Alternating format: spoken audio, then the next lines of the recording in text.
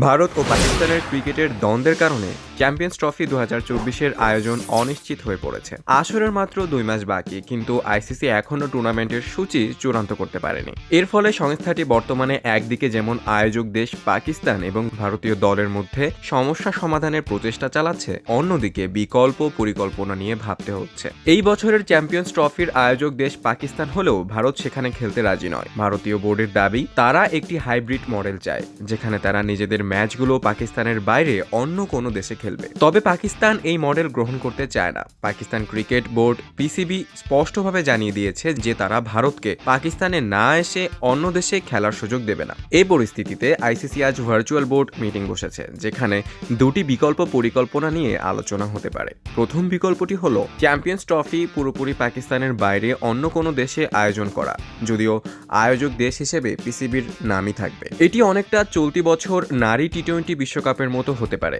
যেখানে আয়োজক ছিল বাংলাদেশ, কিন্তু খেলা হয়েছিল সংযুক্ত আরব আমিরাতে। দ্বিতীয় বিকল্প হলো পুরো আসর পাকিস্তানে অনুষ্ঠিত হবে, তবে ভারত সেখানে খেলতে যাবে না। ভারতের জায়গায় অন্য কোনো দল আসবে। তবে এই বিকল্পটি বাস্তবায়ন করা প্রায় অসম্ভব, কারণ চ্যাম্পিয়ন্স ট্রফির আয়ের অন্যতম বড় উৎস ভারতীয় দলের অংশগ্রহণ এবং ভারত পাকিস্তান ম্যাচের মাধ্যমে স্পন্সর প্রতিষ্ঠানগুলোর বিনিয়োগও নির্ভর করছে। আইসিসি আজকের বৈঠকের পর পিসিবি পাকিস্তান সরকারের সঙ্গে আলোচনা করে চূড়ান্ত সিদ্ধান্ত নেবে। পাকিস্তান যদি ভারতের অংশগ্রহণ ছাড়াই এই টুর্নামেন্ট আয়োজন করতে বাধ্য হয়, তবে তারা ভবিষ্যতে আইসিসি ও এসিসি টুর্নামেন্টে ভারতীয় দলের বিপক্ষে না খেলার সম্ভাবনা নিয়ে ভাবছে।